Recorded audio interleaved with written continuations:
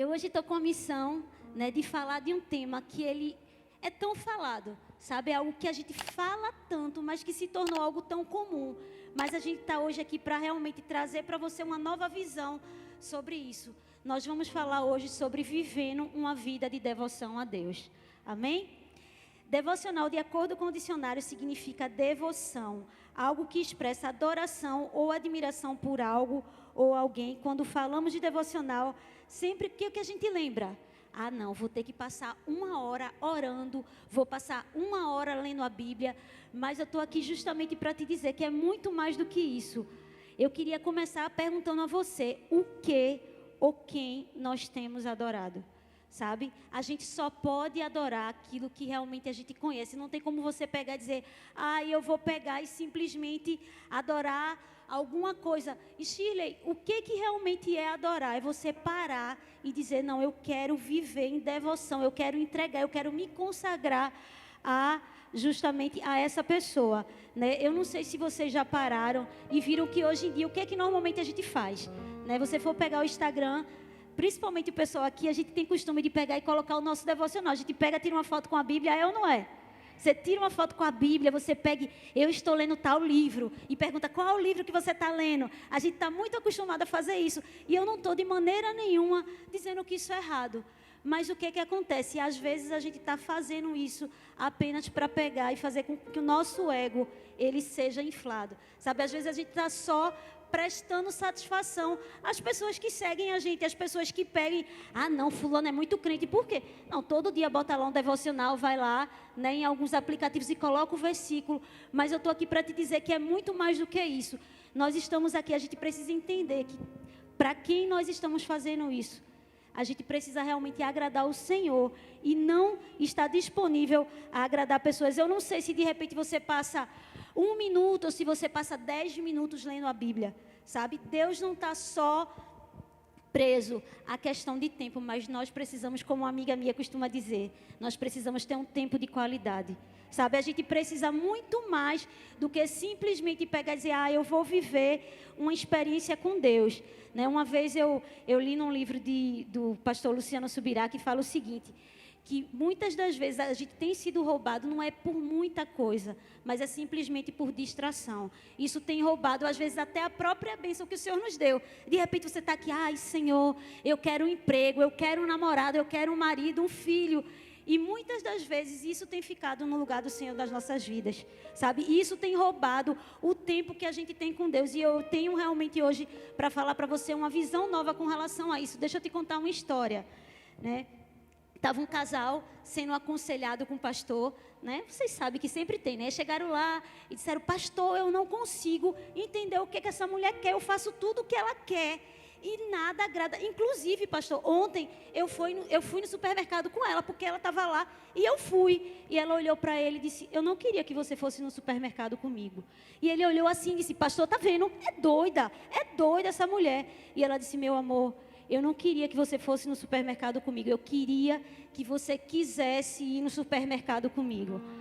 Deixa eu te falar, Deus não quer que você faça um devocional para Ele. O que Ele quer justamente é que você queira fazer um devocional com Ele. Que você queira ter intimidade com Deus, não por protocolos, mas porque você entendeu que Ele é a pessoa mais importante da sua vida. E você vai fazer isso porque você quer ter comunhão, você quer realmente crescer num relacionamento com Deus. Ele não quer só protocolos, Ele quer muito mais do que isso. Ele quer o seu coração, Ele quer o seu tempo, Ele quer a sua devoção, independente de onde você vai estar. E hoje a gente vai falar a respeito de um homem que entendeu isso da melhor maneira. Sabe, ele fez com que a vida dele se tornasse um exemplo até hoje sobre adoração. Ele entendeu que nos momentos tristes e nos momentos felizes, o coração dele estava em Jesus. E a gente hoje vai falar sobre um homem que ele é conhecido como um homem segundo o coração de Deus. A gente vai falar sobre Davi. Amém? Então a gente vai falar hoje, né, 4 características de quem tem uma vida devocional. Quem está animado para a gente aprender mais do Senhor sobre devocional? Amém? O primeiro ponto fala o seguinte, alguém que realmente tem uma vida devocional conhece a voz de Deus. Lá em Salmos 29, do 3 ao 5, fala o seguinte, A voz do Senhor ressoa sobre as águas. O Deus da glória troveja. O Senhor troveja sobre muitas águas. A voz do Senhor é poderosa. A voz do Senhor é majestosa. A voz do Senhor quebra os cedros. O Senhor despedaça os cedros do Líbano. Meu Deus, só alguém que realmente conhece a voz de Deus poderia pegar e falar de uma maneira tão íntima. Ele conhecia a voz de Deus como ninguém, sabe? Eu não sei se você já parou e ficou, poxa, Shirley, como é que eu posso ouvir a voz de Deus? Como é que eu posso pegar e discernir que é a voz de Deus e não a voz do meu coração? Eu vou ser bem clara com você. Você só vai realmente saber isso conhecendo Ele. E Shirley, como é que eu faço para conhecer a voz de Deus? Se relacionando, sabe? Você vai fazer de coisas simples. Se você parar e entender que Deus, Ele é um espírito. E Ele vai falar através do nosso espírito. Sabe, quando a gente pega e decide querer ouvir a voz de Deus, Ele vai falar através de quê? Através de uma oração, através da Bíblia. Eu não sei se você sabe, mas Deus, com todo carinho e amor, Ele fez com que homens escrevessem só, acho que 1189 capítulos para falar com você. Eu acho que dá, né? Eu acho que realmente é algo que dá. Mas você precisa estar sensível e dizer, Deus, eu quero ouvir a sua voz, Deus. Eu não quero ficar da mesma maneira só esperando que outras pessoas falem ao meu coração. Eu quero que o Senhor fale ao meu coração de uma maneira que só o Senhor fala. A palavra de Deus fala, né, que buscar-me-eis e me achareis. Eu acabei de ler aqui, quando me buscardes de todo o vosso coração, né? E a palavra de Deus também fala que João 10, 27, as minhas ovelhas ouvem a minha voz, eu as conheço e elas me seguem, né? Quando você entende que você precisa conhecer a voz dele da mesma maneira que você conhece alguém íntimo, quando você tem um melhor amigo, quando você tem alguém que realmente você ama, a voz dele, o timbre que ele fala, você consegue dizer, não, fulano está bem.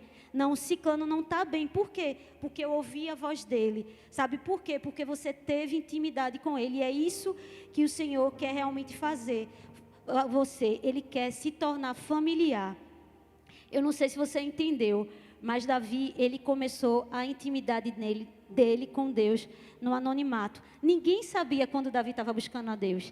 Ninguém conhecia Davi. Ele era simplesmente um pastorzinho de ovelhas. Mas lá no anonimato, onde não tinha ninguém, no meio de um lugar solitário, ele não estava solitário. Ele estava cheio da presença de Deus. E quando chegou o momento dele viver coisas novas, ele sabia se relacionar com Deus. E é isso que ele tem, não só está relacionado a Davi, mas eu e você podemos realmente conhecer e ser íntimos de Deus se a gente quiser. Amém? O segundo ponto fala o seguinte: tenha a sua identidade firmada. 2 Samuel 16, 7. Enquanto amaldiçoava, Simei dizia, saia daqui, assassino, bandido. Né? Davi, ele era um homem que realmente sabia quem ele era em Deus. Ele tinha coragem, ele tinha ousadia, ele sabia dos planos que Deus tinha. E nesse momento que a gente acabou de ler aqui, né, foi justamente no momento que as pessoas começaram a pegar e falar o que ele era. Mas quando eu entendo quem eu sou em Deus, aquilo que Ele fala ao meu respeito é que vai guiar a minha vida, é aquilo que vai conduzir o que realmente Deus tem para a minha vida. Eu não sei se de repente você parou e disse, Shirley, eu tinha tantos planos, Deus já tinha programado tanta coisa para a minha vida, mas o tempo passou, as coisas não aconteceram e parece que eu estou esquecido por Deus. Parece que Ele pegou e deixou no meio do caminho com que eu vivesse as coisas e o Senhor não se manifestasse da maneira que eu queria. Mas eu estou aqui para te dizer, você não está esquecido. Amém? Você não está esquecido, mas se você entender que você precisa ficar escondido na pessoa certa, aquilo que Deus tem para fazer na sua vida, no momento certo Ele vai dizer, chegou o momento de eu pegar e fazer você viver tudo aquilo que eu sonhei para você, porque você colocou o seu coração em mim, não naquilo que eu poderia dar.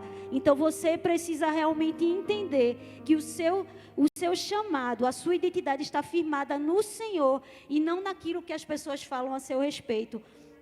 Amém? E aí você de repente vai dizer, sim, Shirley, mas eu vou passar por alguns momentos que vozes vão vir na minha mente, situações vão fazer com que eu pare e fique me questionando o que faz, o que eu vou fazer. Deixa eu te falar, a resposta está na origem. E você precisa voltar para a origem todas as vezes que você ficar em dúvida do que está acontecendo. E o que é a origem? Lá no comecinho em Gênesis fala, no princípio Deus criou o céu e a terra. Antes de tudo existir, Ele já era a origem. Todas as vezes que você parar e ficar em dúvida daquilo que você é, todas as vezes que você parar e ficar em dúvida daquilo que realmente Deus tem para fazer na sua vida, você precisa voltar para Ele e dizer, Senhor, me lembre quem eu sou, me lembre o que eu sou em Ti. E eu estou aqui justamente para te dizer, você não é alguém que está simplesmente jogado no mundo. O Senhor te trouxe aqui, você que está nos assistindo também pelo YouTube, nos trouxe você aqui, justamente, você não chegou aqui de paraquedas, mas eu estou aqui justamente para te lembrar que você é um filho amado, que você é alguém escolhido pelo Senhor e Ele tem um bom futuro para a sua vida. Você não foi jogado ao acaso, mas o Senhor te trouxe aqui para te lembrar que Ele continua te amando, independente daquilo que você fez, independente daquilo que você viveu. O Senhor tem algo para fazer na sua vida. Amém? O terceiro ponto fala o seguinte: sabe do seu chamado. 2 Samuel 7:27 fala o seguinte: o Senhor dos exércitos, Deus de Israel, tu mesmo o revelaste a teu servo quando disseste, estabelecerei uma dinastia para você. Por isso o teu servo achou coragem para orar a ti, né? Davi, ele sabia que ele tinha um chamado de Deus, e o chamado de Davi não estava nada relacionado ao trono. Não tinha nada a ver com aquilo que Deus tinha para derramar. O chamado de Davi, ele conheceu lá quando ninguém conhecia ele. E eu estou aqui justamente para lembrar que o mesmo chamado de Davi é o seu chamado.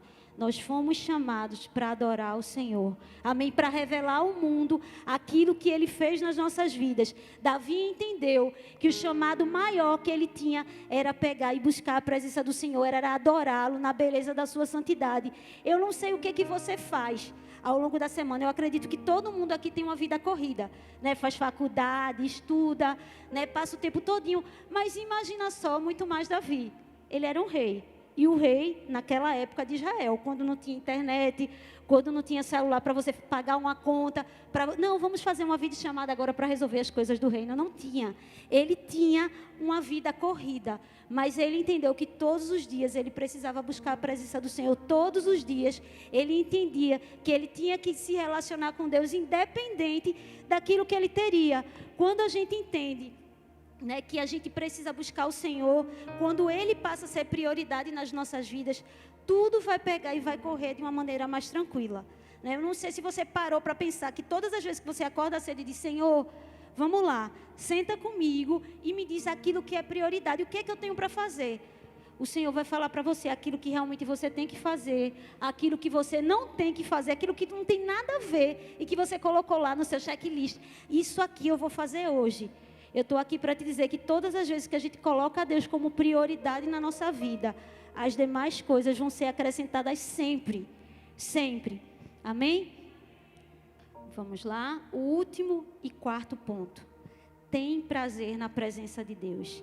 Salmo 16:11 fala o seguinte: tu me farás conhecer a vereda da vida, a alegria plena da tua presença, eterno prazer à tua direita, né? Davi, ele encontrou o prazer da vida dele na presença do Senhor. Eu não sei se você já parou para pensar, a gente estava aqui agora, queimando pela presença de Deus, e a gente não lembra de mais nada do que está acontecendo. Você de repente tem um monte de conta para pagar, você de repente tem um monte de problema na sua casa, você chegou aqui e disse, eu não sei o que eu vou fazer daqui para diante. Mas quando a gente entra na presença de Deus, nós somos completos, nós somos realmente aquilo que Ele espera de nós. Nós somos apenas filhos. A palavra de Deus fala que Davi fala a respeito de Jesus ser para ele, Deus ser para ele uma delícia, né? Eu particularmente sou a pessoa que eu amo doce, e delícia para mim eu vou logo lembrar de quê? De doce, né? Vou logo pegar e dizer, meu Deus, um monte de chocolate com sorvete, com bolo, com um monte de coisa. E a presença de Deus é isso, sabe? A presença de Deus é algo que sacia e você fica, meu Deus, como eu estou bem. Por quê? Porque eu estou na presença dEle. E apenas um momento na presença do Senhor, Ele faz toda a diferença na sua vida. Mas nós precisamos muito mais do que encontros com Deus. Ele não quer apenas ter um momento do Connect, um momento do culto, um encontro com Deus, mas Ele quer relacionamento. Deus quer muito mais do que apenas um date que você vai marcar. Ele quer realmente que nós tenhamos uma vida de devoção, uma vida que Ele vai ser a prioridade sobre nós todos os dias. E é isso que Ele quer que nós buscamos todos os dias. Ele quer fazer morada em você. Amém? E agora eu queria que você ficasse de pé. E você se desvencilhasse de tudo que está acontecendo ao seu redor. Tudo. Eu queria que você fechasse os seus olhos e você colocasse o seu coração em Jesus. Amém? Fecha teus olhos agora. Se você está de mão dada com alguém, solta. E você realmente tem esse seu momento com Deus.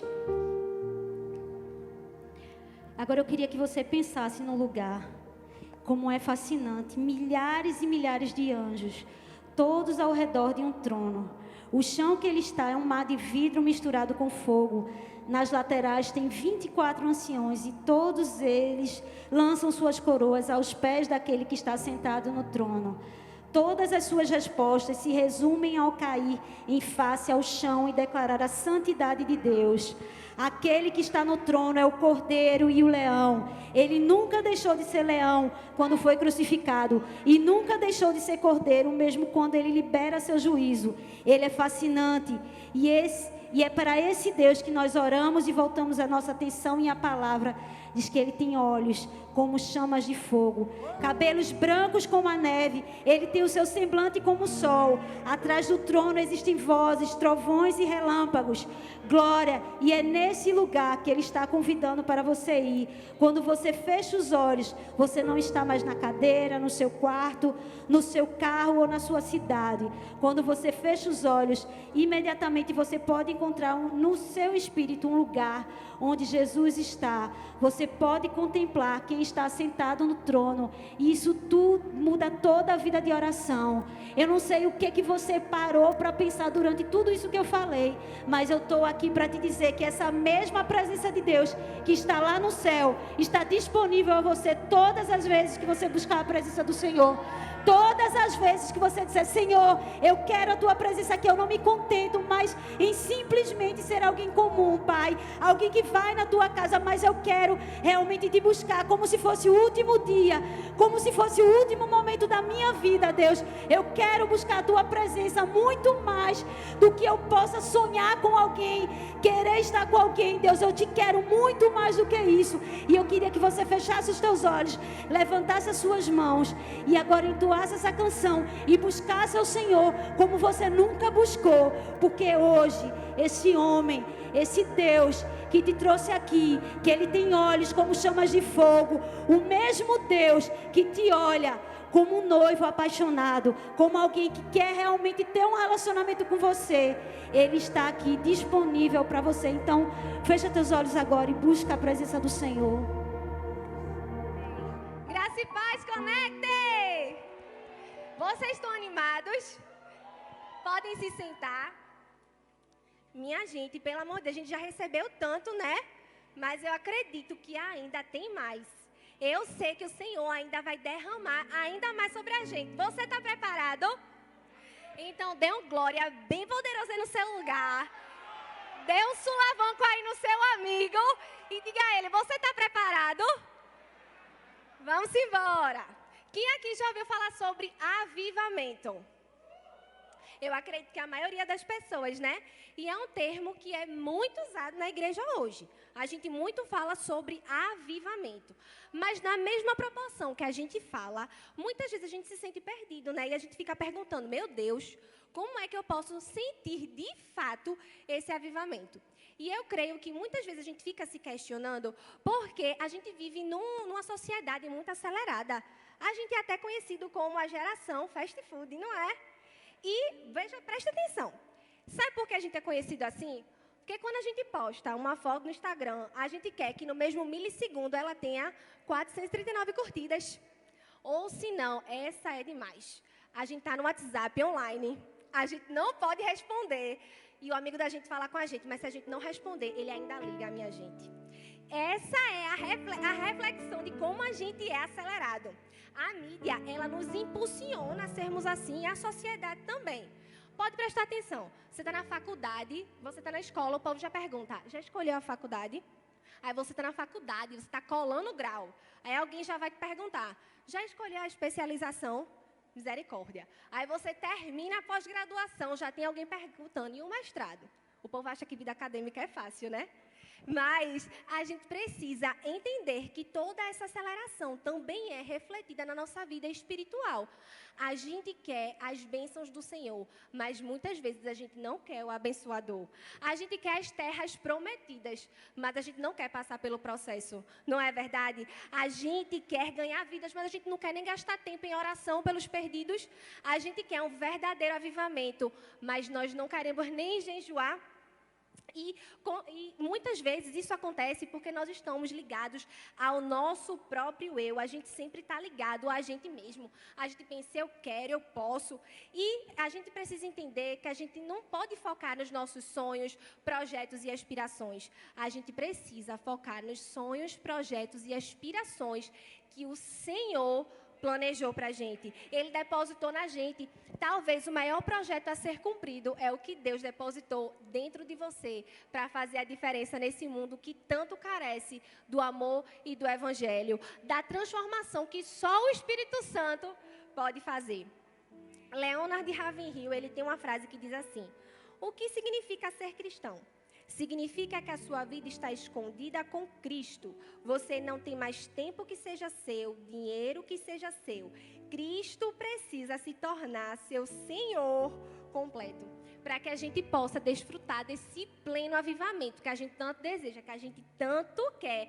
Precisamos aprender a abrir mão das nossas próprias vontades e começar a viver a vontade de Deus para a nossa própria vida.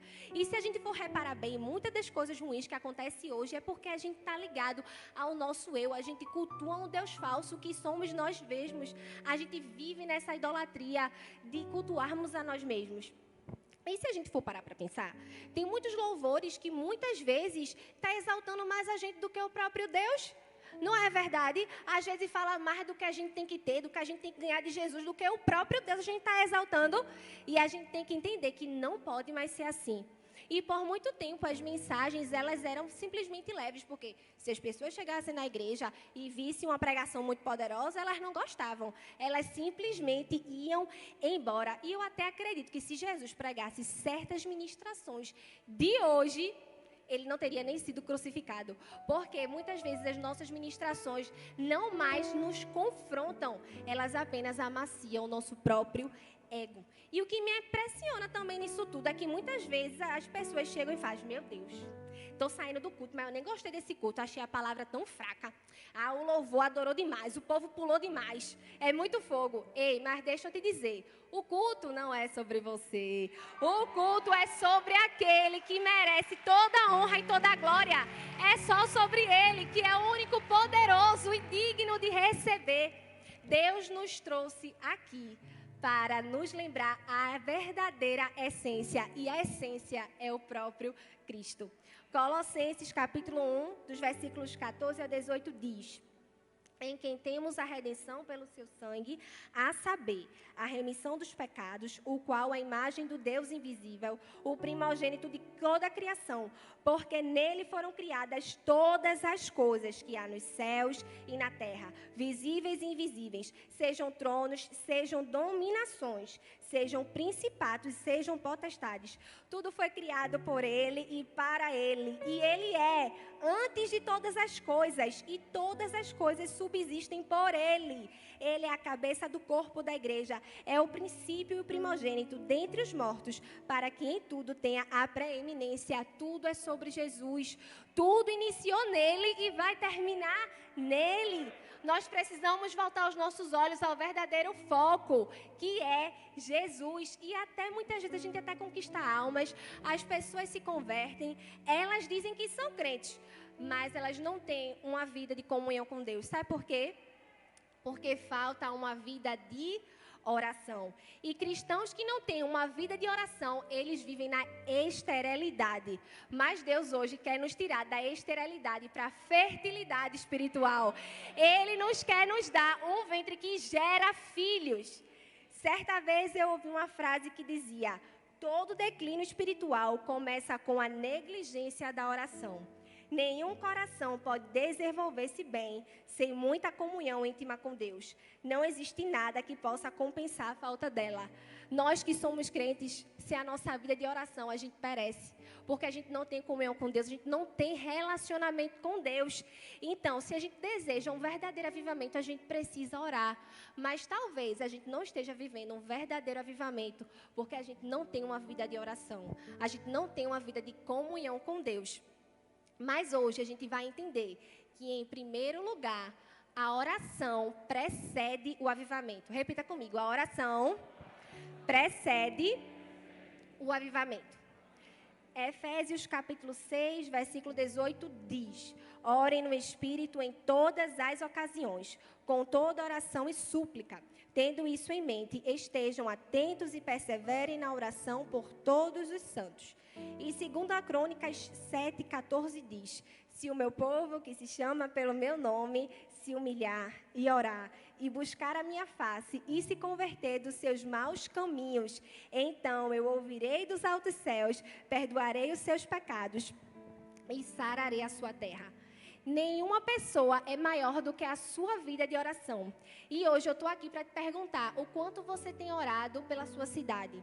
O quanto você tem orado por aquele trabalho que você diz que é chato, ou pelo seu chefe que você diz que implica com você? O quanto você tem orado pelo aquele seu amigo perdido que muitas vezes está tão mal que tem se afundado nas drogas e no alcoolismo? O quanto você tem orado pela sua família? Toda vez que nós nos colocamos no lugar de oração, nós automaticamente estamos nos dispondo a Deus, a não só entregar um tempo de adoração a Ele, como Shirley mencionou aqui, mas também entregar a nossa vida em prol de outra pessoa. Nós estamos nos identificando com ela e nós estamos sentindo a mesma coisa que Jesus sente por ela: misericórdia e amor. Certa vez eu ouvi uma frase de Jonathan Edwards que dizia: quando Deus tem algo muito grande para fazer em favor da igreja, o desejo dele é que esse seu ato seja precedido por orações. Então, meu irmão, se você realmente quer viver algo novo em Deus, você precisa sair da sua zona de conforto. Você precisa entender que a sua vida de oração precisa ser transformada. E você já percebeu que a gente é acostumado a ouvir umas frases assim, meio coach: mova-se, vá-se embora, faça você mesmo, não é verdade? Mas deixa eu te lembrar que de joelhos a gente vai chegar muito mais longe do que a gente chegaria com os nossos próprios pés. De joelhos a gente pode alcançar a vida de um missionário que está lá no Afeganistão, nos países que mais são perseguidos, os cristãos. De joelhos a gente pode chegar até eles sem nem precisar dar um passo. É só a gente dobrar os nossos joelhos. E talvez a gente pensa que para a gente fazer algo muito grande tem que ser muito extraordinário. Mas, na verdade, a coisa mais extraordinária que você pode fazer é orar a Deus. Sabe, há beleza no ordinário, há beleza numa simples oração que você faz ao Senhor. E se realmente a gente quer desfrutar do pleno avivamento, a gente precisa clamar por Ele. Isso porque quando você trabalha, quando você ora, você colhe o fruto do seu trabalho. Mas quando você ora, meu amigo, você colhe o fruto do trabalho de Deus. Não é nada sobre você, é tudo sobre Ele. Orar por avivamento é cumprir o papel que o próprio Deus designou para a gente. Orar por uma pessoa é se colocar na brecha, é estar dizendo a Deus: olha, Deus, eu estou clamando por fulano aqui, eu estou me dispondo, me colocando aqui no teu lugar, no lugar dela, diante de ti. É entrar na presença de Deus e clamar pela vida de alguém. Será que nós estamos com o nosso coração alinhado para isso, para interceder pela vida de alguém? Avivamento é transformação de caráter. E quando a gente ora a Deus por um avivamento genuíno, a gente não está só pedindo para Deus transformar o caráter do nosso amigo, mas também de transformar o nosso próprio caráter, dele transformar o nosso próprio eu, dele tirar o nosso ego e de rasgar o nosso coração. Isso porque a oração é uma via de mão dupla. Enquanto você ora por alguém, Deus pega a sua própria oração, te confronta e te transforma. Amém? Em todo mundo hoje há um grande movimento de oração para um avivamento genuíno. E tu vai ficar de fora dessa? Tu realmente vai perder de passar pela vida das pessoas sem ver a verdadeira transformação na vida delas? Eu não estou acreditando, não. Deixa eu contar uma história para você. Lá em 1940, um professor certa vez levou um grupo de alunos para a Inglaterra. E eles foram conhecer a moradia de John Wesley. E eles repararam que ao lado da cama de John Wesley tinha 2 marcas. E essas marcas eram as marcas do joelho que John orava. E aí eles saíram daquele lugar, voltaram para o ônibus, mas o professor percebeu que estava faltando uma pessoa. Quando o professor voltou para casa para verificar quem é que estava faltando, ele simplesmente viu um aluninho lá dizendo: Jesus, faz de novo. Jesus, faz de novo. E você sabe quem era essa pessoa? Nada mais, nada menos que Billy Graham, minha gente. O homem orou, Jesus, faz de novo, e ele alcançou a vida de mais de 210 milhões de pessoas. Imagina se nós nos dispusermos a verdadeiramente clamar por um avivamento. Imagine o que Deus vai fazer através da minha e da sua oração. Ao invés da gente olhar para tudo que tem errado, porque a gente é acostumado a reclamar do que tem errado.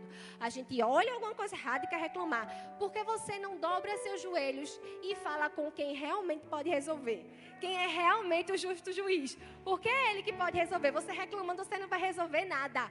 Mas Ele pode. Ele dá vida aos ossos secos. Ele pode transformar o seu ambiente de trabalho. Ele pode transformar o mundo. Ele pode transformar uma nação. Você está verdadeiramente preparado? Mas a gente entende que não só a oração vai preceder o avivamento, mas em segundo lugar, a oração ela não vai se conformar com a esterilidade. Romanos capítulo 8, dos versículos 26 ao 27 diz: da mesma forma, o Espírito nos ajuda em nossa fraqueza, pois não sabemos como orar. Mas o próprio Espírito intercede por nós com gemidos inexprimíveis. E aquele que sonda os corações conhece a intenção do Espírito, porque o Espírito intercede pelos santos, de acordo com a vontade de Deus. Você pode estar dizendo: mas eu nem sei como orar. Mas ei, você só precisa se dispor. O Espírito Santo é que vai interceder por você. É Ele que vai levar as suas orações para o Pai.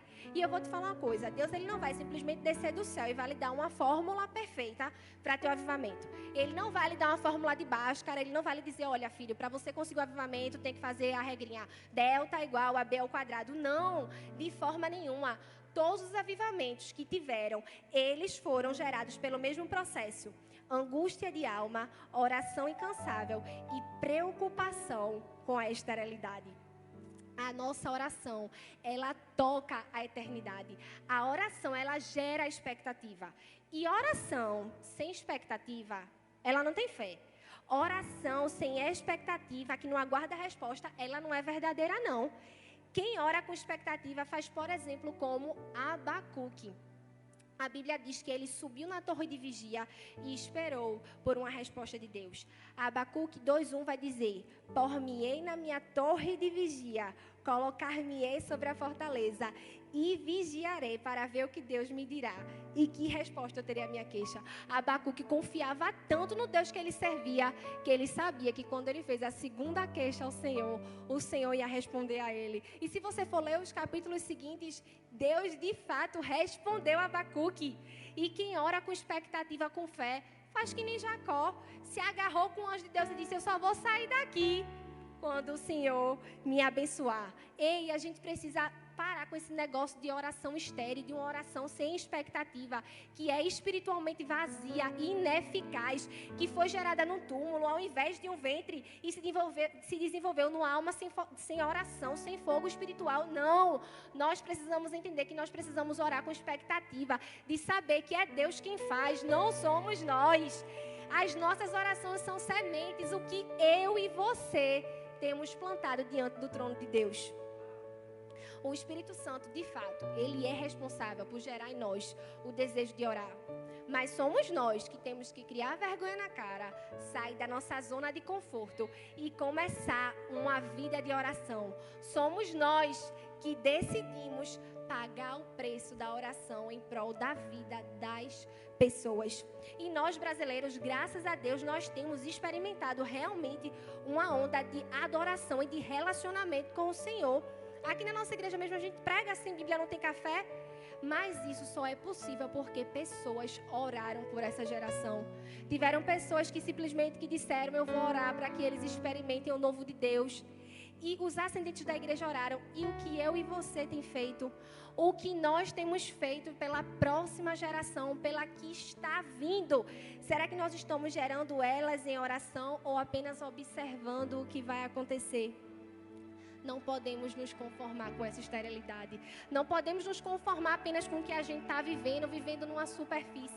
A gente precisa construir uma base para a próxima geração. E isso só será possível através da minha e da sua oração. Você está preparado? Por isso, fique em pé no seu lugar. Feche os seus olhos e comece a clamar. Ei, Deus, eu estou aqui.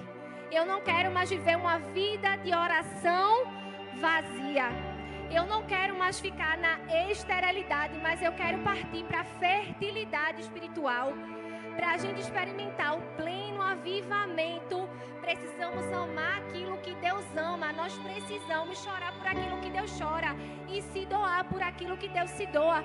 Comece a falar com Ele aí no seu lugar.